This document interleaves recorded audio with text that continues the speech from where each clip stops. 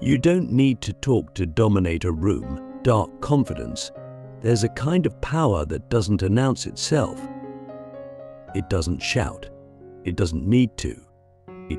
It simply is. You've seen it before, the person who walks into a room and without saying a word shifts the gravitational pull of the space.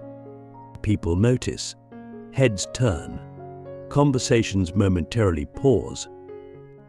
Not because of what they say, but because of what they don't say. That's what we're talking about today. This is not charisma in the traditional sense. It's not charm, it's not loud laughter, and it's not dominance by volume. This is dark confidence. The kind of confidence that doesn't come from needing approval, but from being absolutely at peace with disapproval. This is the art of being so complete in yourself that words become optional. And yet, your presence speaks volumes. Why is this so powerful? Because most people are utterly addicted to validation. The average person walks into a room and starts scanning. Do they like me? Do they see me? Should I say something clever? Am I being enough? This internal noise leaks. It's the reason why so many people talk too much, overshare, or nervously fill silence with meaningless words. They're not speaking to express, they're speaking to be seen. But here's the paradox. The more you try to be seen, the less people actually see you. The more you chase attention, the more it runs from you. People don't admire those who seek validation, they admire those who give the impression they don't need it. Click subscribe to this channel to get more profound insights. Let's go deeper. What makes someone able to sit in silence and still dominate a room? It's not arrogance, it's alignment. When you're aligned with your values, your mission, your sense of self, you stop needing to explain yourself. You stop needing to be understood by everyone. You're no longer negotiating your worth in every interaction. That kind of inner stillness radiates outward. It's not loud, but it's unmistakably present. Think about the greatest leaders, thinkers, or mystics in history. Many of them were not the loudest voices in the room. They were observers, listeners.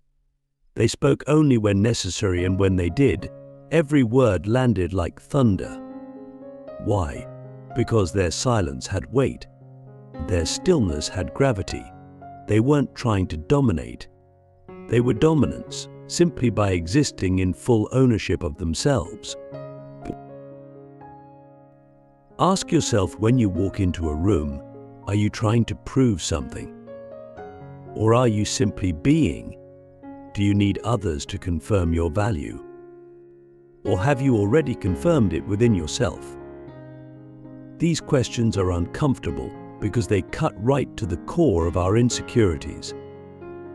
But if you're serious about developing dark confidence, you have to confront them.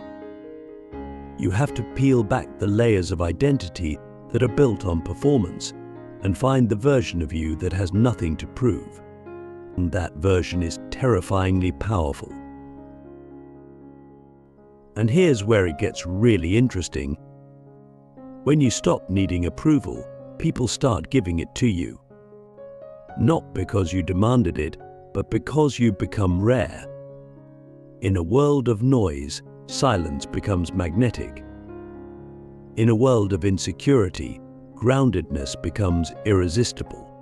You become the exception. And humans are wired to notice the exception. But let's not confuse this with passive behavior. Dark confidence is not about withdrawal or social laziness. It's not about being aloof. It's about intention. Every glance, every pause, every movement is deliberate. You're not reacting, you're responding. You're not filling space, you're owning it. And the only way to do that is to become radically comfortable with discomfort, to be okay with silence, with not being liked, but not being the center of attention. Because once you're okay with that, paradoxically, you become the center of attention not by trying, but by being. Let's test your thinking. Can you sit through a conversation and say nothing and still feel powerful? Can you allow others to speak, knowing that you don't need to interrupt to validate your presence? Can you walk into a room and feel complete, even if no one acknowledges you? Your ability to say yes to these questions is directly tied to your level of internal freedom, and internal freedom is the birthplace of dark confidence. This raises a deeper philosophical point. What does it mean to dominate? Most people think it means control, power over others, asserting one's will. But true dominance, the kind that lasts, is not about conquering others. It's about conquering yourself. It's about mastering the inner world so completely that the outer world no longer dictates your behavior. When you reach that level, people feel it, they sense it, and they respect it, even if they don't understand it. So where does this leave us? We've been taught that to be powerful, we must be loud, expressive, assertive. But that's only one form of power, and often it's the most fragile. Real power is quiet. It doesn't need applause. It doesn't chase attention. It simply exists, and in doing so alters the environment around it. Now, here's the question you should ask yourself right now. If you were stripped of all your ability to speak, what would your presence say about you? Would it be enough? Would it impact the room? Would people still feel your essence?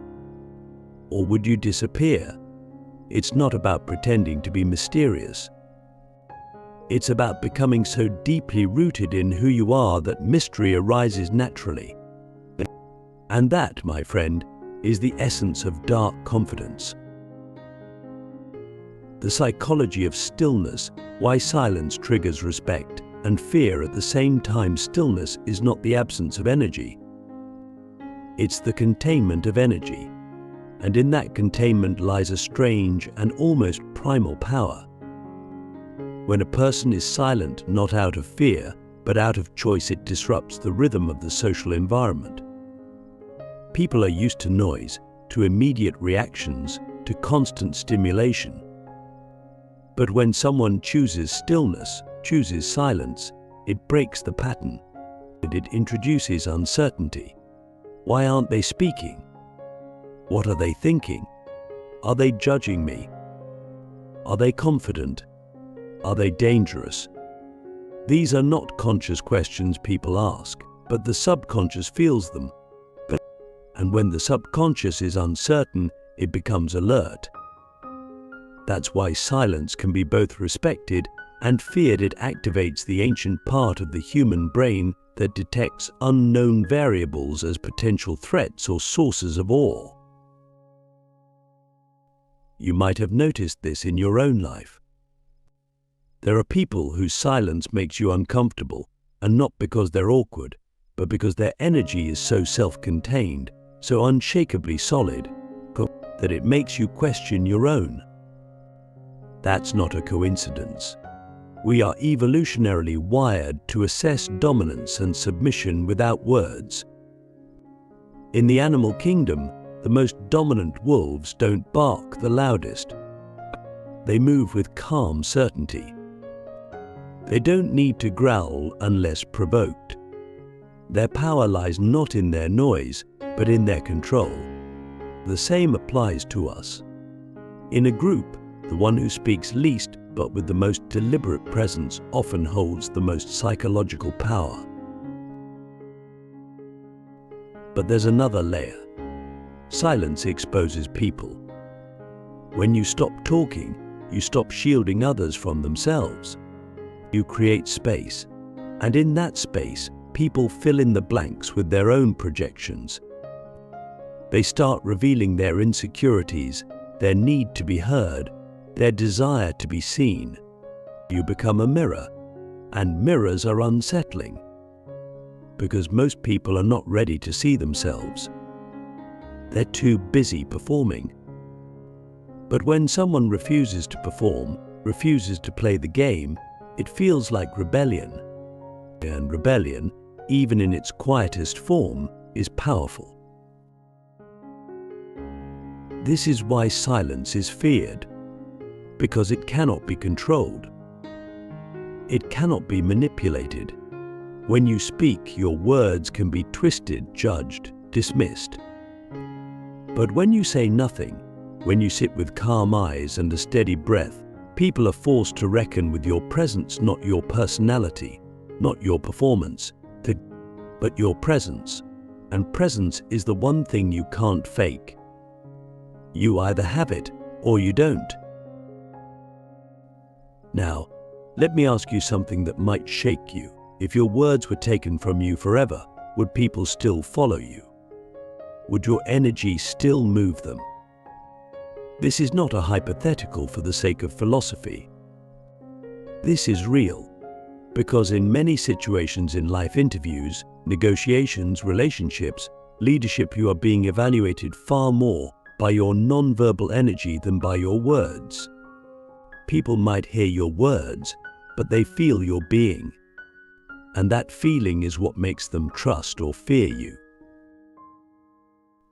The strange paradox of silence is that it commands more than it asks. That it draws people in. It invites curiosity. And in a world obsessed with self-expression, those who know when not to express become enigmas.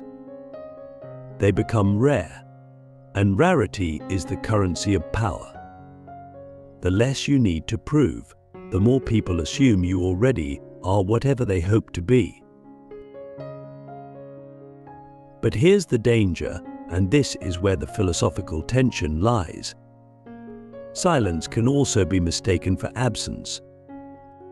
If you retreat into stillness out of fear, out of insecurity, out of avoidance, people will feel that too. Stillness without presence is emptiness. But stillness with presence, that's a storm waiting in disguise. That's what makes it so potent. Because when you finally do speak, if you choose to, your words carry the weight of everything you didn't say. Your silence becomes the amplifier. So how do you cultivate this kind of presence? The answer lies in radical self-ownership. You must know what you stand for, what you fear, what you love, what you're willing to lose. You must sit in your own silence first.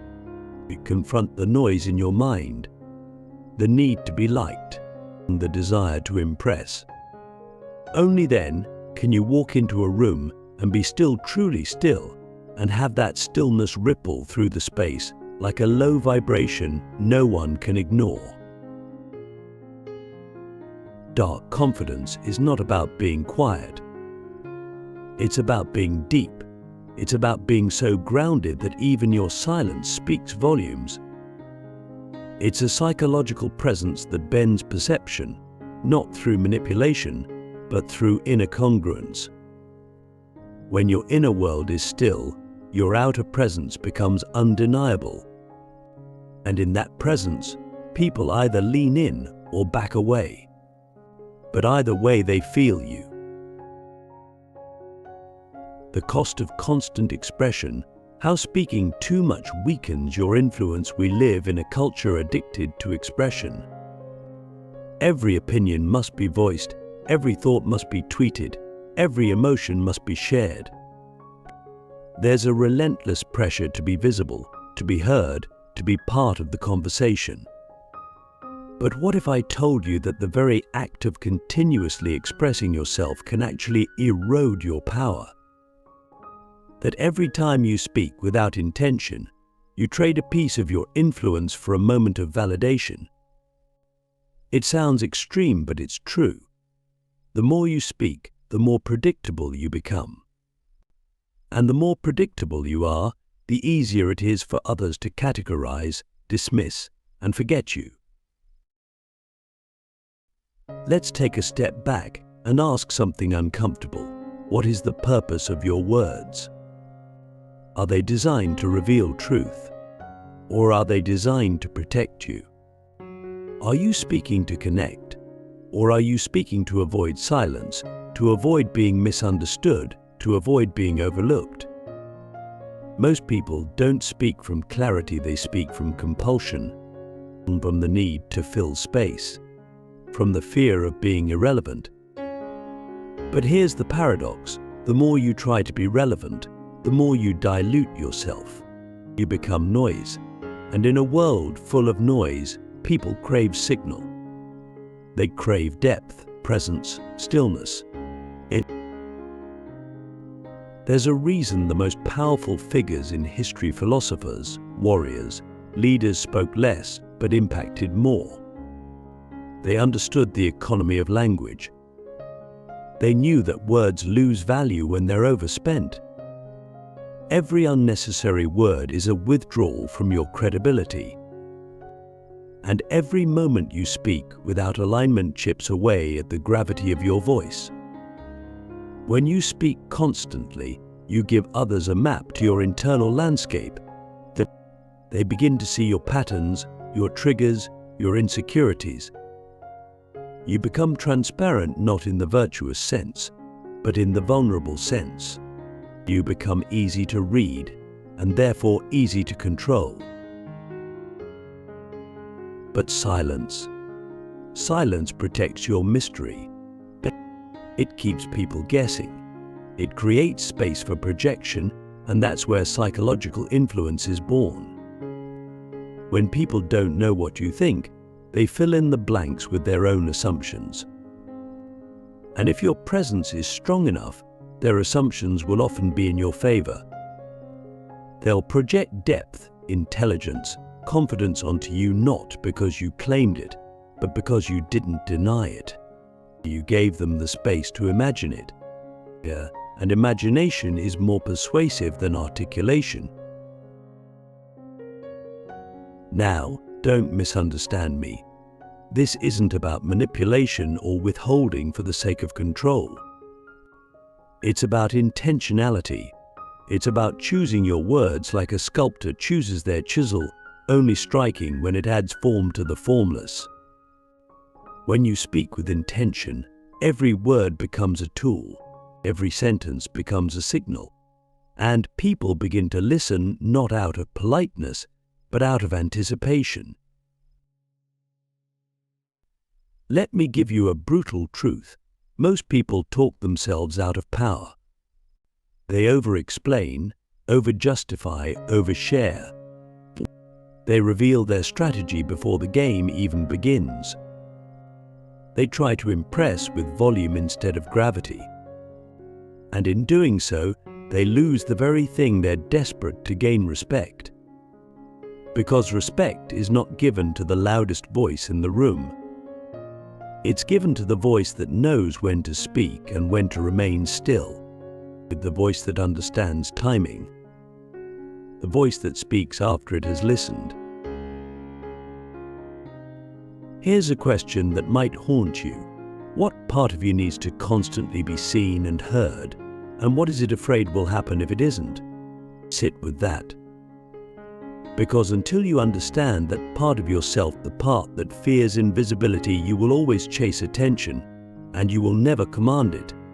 True influence doesn't chase, it attracts, and attraction is born from restraint, from power held in reserve, from the ability to sit in silence and let others reveal themselves first. There's a Stoic principle worth meditating on. We have 2 ears and 1 mouth, so that we may listen twice as much as we speak. But go further, don't just listen to others. Listen to yourself. Listen to the impulse that rises when silence grows heavy. Why do you feel the need to break it? What are you running from? What would happen if you didn't interrupt the silence but surrendered to it? Here's the reality. Every time you speak, you are offering a glimpse into your inner world. Make that glimpse count. Make it rare. Make it sacred. Because when your words are few but true, they become unforgettable. And when your silence is intentional, it becomes a force. That is the paradox of power in the modern world. The less you say, the more you are heard.